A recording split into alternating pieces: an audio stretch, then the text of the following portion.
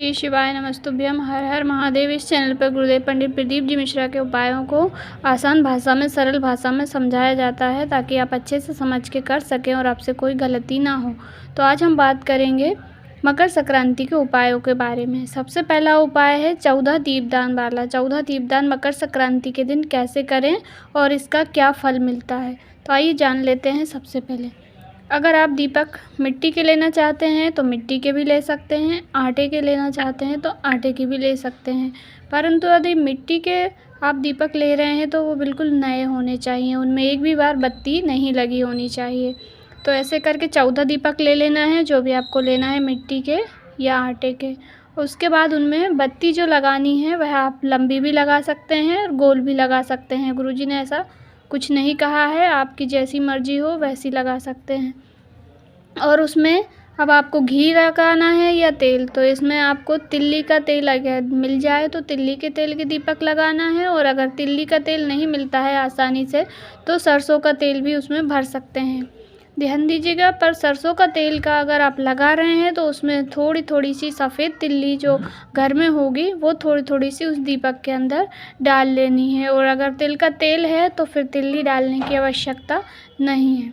रख लिया उसमें, फिर उसके बाद सारे दीपकों को एक साथ इकट्ठा एक थाली में, प्लेट में रख लीजिए, 14 ही दीपकों को। उनके बाद पहले उनकी पूजन करनी है। दीपकों की कैसे करनी है? रोली कुमकुम चावल चढ़ाकर उनकी पूजा कर ले, थोड़ा सा तिलक लगा दे।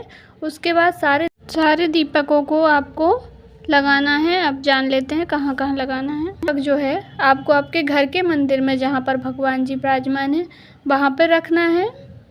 दूसरा दीपक गौशाला में रखना है। अब गौशाला इजीली नहीं अवेलेबल हो तो गौशाला की जगह पे, जहाँ पर कृष्ण जी की, कान्हा जी की फ़ोटो होती है, वहाँ पर गौ माता का भी चित्र होता है या मूर्ति होती है, तो दूसरा दीपक आप गौ माता के निमित्त अपने घर में जहाँ पर भी तस्वीर हो या मूर्ति हो वहाँ पर रख दीजिए। तीसरा दीपक आपको तुलसी मैया के क्यारे में रखना है, तुलसी मैया होगी वहाँ पर रख दीजिए। चौथा दीपक गंगा नदी या नर्मदा नदी के किनारे पर रखा जाता है। यदि अब वो आसानी से मिल नहीं सकती तो उसके लिए गुरुजी ने एक उपाय बताया कि अपने घर में एक पात्र में या थाली में, प्लेट में, कुछ में भी जल भर लीजिए और उसमें कुछ बूंदें गंगा जल की डाल लीजिए।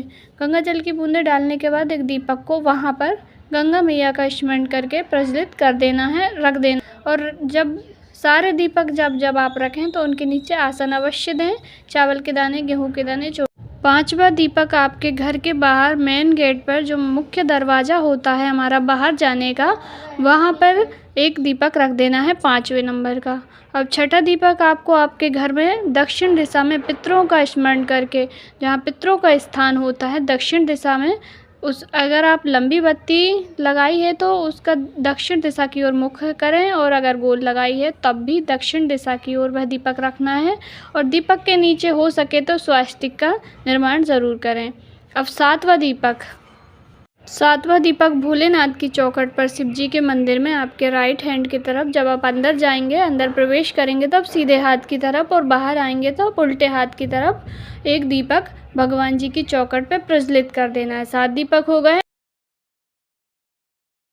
8वां दीपक आपको या तो मंदिर में बड़ का पेड़ मिल जाए या आसपास आपके घर के जहाँ पर भी हो, वहाँ पर 8वां दीपक आपको प्रज्वलित कर देना है। अब 9वां दीपक अशोक के वृक्ष के नीचे, जहाँ पर भी अशोक का वृक्ष आपको मिल जाए उसके नीचे आपको। 10वां दीपक आपको जहाँ पर भी शनिदेव का मंदिर हो आपके घर के आसपास, वहाँ पर लगा देना है। शनिदेव का और सूर्यदेव का बहुत ही बड़ा दिन होता है मकर संक्रांति का। यदि आपके घर में किसी को शनि की अड़ैया है, शनि की 7.5 चल रही है, शनि का कुप्रभाव चल रहा है, तो इस उपाय को करने से आपके घर से शनि की जो कुदृष्टि थी वह समाप्त हो जाएगी। तो हमारे 10 दीपक हो गए हैं। अब 11वां दीपक आपको कहाँ पे प्रज्वलित करना है? जहाँ पर हवन वगैरह होते हैं, जैसे मंदिर में कभी हवन पूजन होता है नवरात्रि के टाइम पे, वहाँ पर वो यज्ञ बना रहता है, यज्ञ कुंडी, यदि वो मिल जाए तो आप वहाँ पर प्रज्वलित कर दीजिए। 12वां दीपक आपको केले के वृक्ष के नीचे लगाना है। केले के वृक्ष में भगवान विष्णु का वास होता है, तो आप केले के पेड़ के नीचे 12वां दीपक लगाएं। और 13वां दीपक आपको लगाना है आंवले के वृक्ष के नीचे।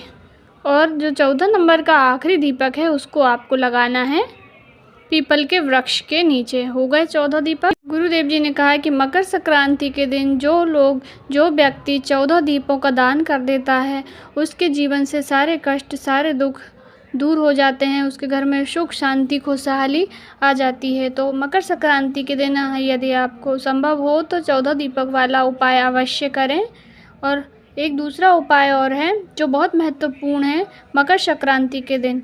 गुरुजी ने कहा यदि आपका कोई कार्य बन नहीं रहा है, कोई मनोकामना पूरी नहीं हो रही है, कार्य में सिद्धि नहीं मिल रही है, आपने बहुत सारे उपाय कर लिए परंतु आपको कोई फल नहीं मिला है, तो मकर संक्रांति के दिन इस वाले उपाय को करना चूक मत जाइएगा। तो इसमें क्या करना है, आपको सबसे पहले 1 लोटा शुद्ध जल लेना है और 108 चावल के दाने लेने हैं। अक्षत होने चाहिए, कहीं से भी खंडित टूटे फूटे नहीं होने चाहिए।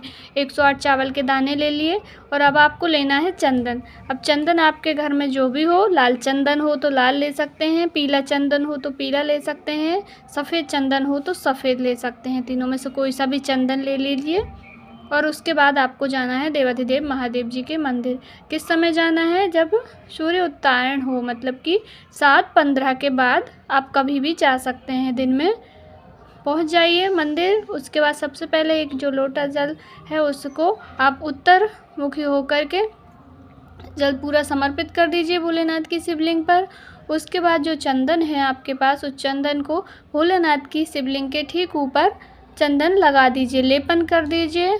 उसके बाद जो आपके पास 108 चावल के दाने हैं उसको अपने सीधे हाथ में लेकर और भोलेनाथ की शिवलिंग पर अपने मन की कामना कहकर अपना नाम गोत्र बोल करके समर्पित कर दीजिए। उसके बाद थोड़ी देर वहीं पे बैठे रहिए और फिर शिवलिंग के ऊपर अपना हाथ रख के अपने दिल की कामना, जो भी आपकी इच्छा है, कामना है, वह भोलेनाथ से कह दीजिए। गुरुजी कहते हैं कि ज़्यादा से ज़्यादा 7 दिन लगेंगे और आपके जो कार्य थे अटके हुए थे वह कार्य बनने लगेंगे। तो मकर संक्रांति के दिन यह उपाय अवश्य कीजिएगा, आपके जीवन की सारी विपत्तियां, सारे दुख दूर होंगे।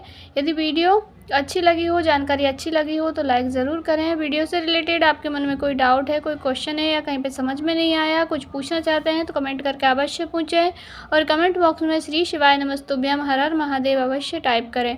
श्री शिवाय नमस्तुभ्यम।